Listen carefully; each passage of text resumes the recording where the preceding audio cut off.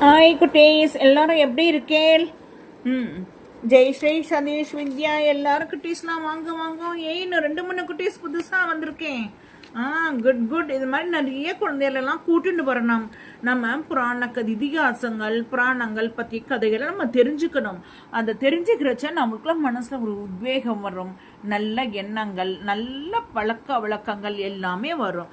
என்ன குழந்தைங்களா, நேற்று மாமி என்ன சொன்னேன் உங்களுக்கு? பீமனும் ஹனுமனும் உள்ள கதையை சொல்லிட்டு வரும்போது என்ன பண்ணா, பாண்டவர்கள்லாம் திரௌபதி பாண்டவர்கள்லாம் அந்த சோமாசா முனிவரோட போயின்னு இருந்தா இல்லையா காட்டில். அப்படி இப்போ அவள் போயிட்டே இருக்கா.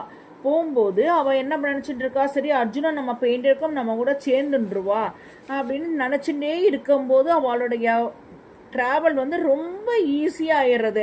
இப்போ நம்ம நினச்சிட்டு இருக்கோம் நமக்கு உடம்பு குணமாயிரும், நம்ம பாஸ் பண்ணிடுவோம், நம்ம அம்மா அப்பா ஊருக்கு போயிருக்கா, இதை பக்கத்தில் வந்துட்டா இருக்கும்போது நமக்கு கொஞ்சம் மனசில் ஒரு சந்தோஷம் இருக்கும் இல்லையா?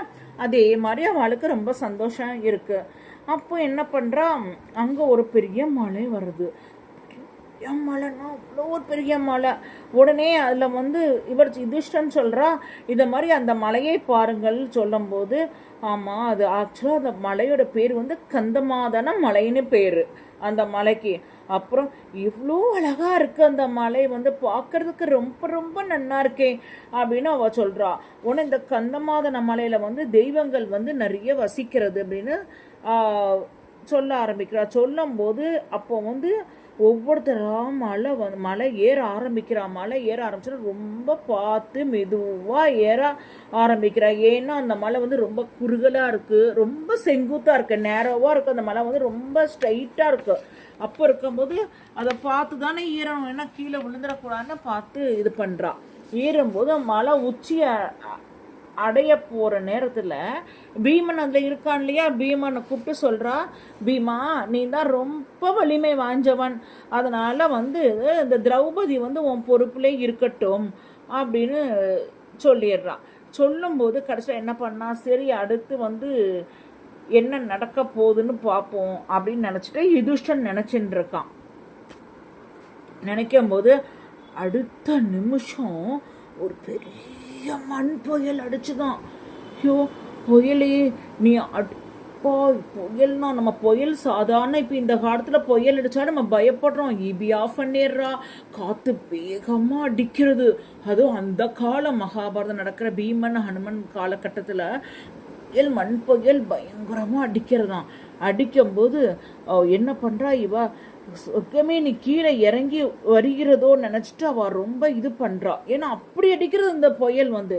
அடிக்கும்போது உடனே அவள் என்ன பண்ணுறா, யுதிஷ்டன் எல்லாரும் சேர்ந்து, பீமா நீங்கள் தான் எனக்கு ஹெல்ப் பண்ணணும், நீங்கள் தான் உதவணும்னு சொல்லும்போது என்ன பண்ணுறா, திரௌபதியோட கையை பிடிச்சிட்டு ஒரு மரத்தடிக்கு பீமனை வந்து கூட்டு வரும்போது புயல் வந்து நின்றுடுத்தோ. புயல் என்ன உடனே என்ன வரும், ஒரு மழை ஆரம்பிச்சுட்டு, பெரிய மழை, கனமழைன்னா மழை அப்படி ஆரம்பிச்சுட்டான். ஆரம்பிச்ச உடனே திடீர்னு வானம் வந்து பிரகாசமாயிடுறது. பிரகாசமாக ஆனோடனே சூரிய பகவான் வந்துடுறா. எல்லாத்துக்கும் சூரிய பகவான் வந்து தரிசனம் கொடுத்துட்றார். கொடுக்கும்போது இந்த யுதிஷ்டன் இருக்கானே, இந்த இதில் யுதிஷ்டனுடைய கவனம் வந்து முதல்ல திரௌபதி மேலே திரும்புறது. எப்படி இருக்கேம்மா, நடக்க முடியுமா அப்படின்னு சொல்லும்போது, நான் நன்றாக தான் இருக்கேன், என்னால் பயணத்தை தொடர முடியும், ட்ராவல் என்னால் பண்ண முடியும்னு சொல்லிடுறா திரௌபதி. உடனே கொஞ்ச நேரத்தில் வந்து அவள் கிளம்பிடுறா. அப்போது திரௌபதிக்கு ஏதோ கீழே விழுற மாதிரி இருக்கும்போது என்ன பண்ணுறா, பீமா எனக்கு ஹெல்ப் பண்ணுங்கோ, பீமா எனக்கு ஹெல்ப் பண்ணுங்கோன்னு சொல்லும்போது பின்னாடி வந்து நகுலன் வந்துன்னு இருக்கா. வரும்போது ஓடி வந்து திரௌபதின்னு வந்து அவன் வந்து சொல்லிகிட்டே ஓடி வரான்.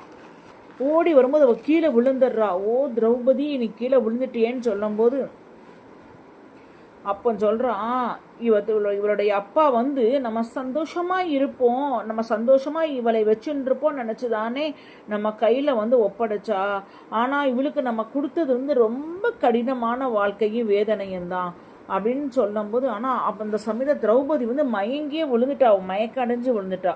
உடனே இந்த முனிவர்கள் 2 பேரும் இருக்கா இல்லையா, சோமாசா இன்னொரு முனிவர் இருக்கார் இல்லையா, அந்த முனிவர் 2 பேரும் திரௌபதியை நோக்கி வேகமாக வரா. வந்து அவளுடைய மயக்கத்தை வந்து தெளிவிக்கிறா. மயக்கம் வந்து அவளுக்கு தெளிஞ்சிடுறது திரௌபதிக்கு. உடனே திரௌபதி மெதுவாக கண்ணை திறந்து பார்க்குறாளாம். கண்ணை திறந்து பார்த்த உடனே திரௌபதியை வந்து ஒரு மரம் இருக்கு, அந்த மரத்தின் மீது ஒரு சாட்சி உட்கார வைக்கிறாளாம். அப்புறம் யுதிஷ்டன் வந்து ரொம்ப கவலைப்படுறான். ஐயோ நம்ம என்ன பண்ணா, இவ மயங்கி விழுந்துட்டாளே.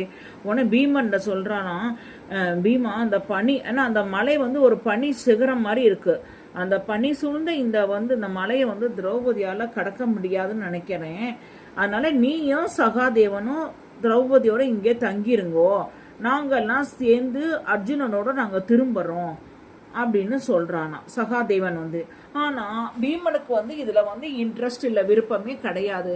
இல்ல உங்களை இனிமே நான் போக விட மாட்டேன், இனிமேலும் யாரும் பிரியக்கூடாது, அர்ஜுனனை வந்து நம்ம பிரிஞ்சு நம்ம படுற வேதனை நம்ம உனக்கு தெரியாதா அப்படின்னு சொல்றானா.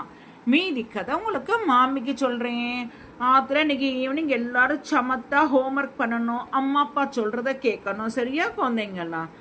ஓகேடா.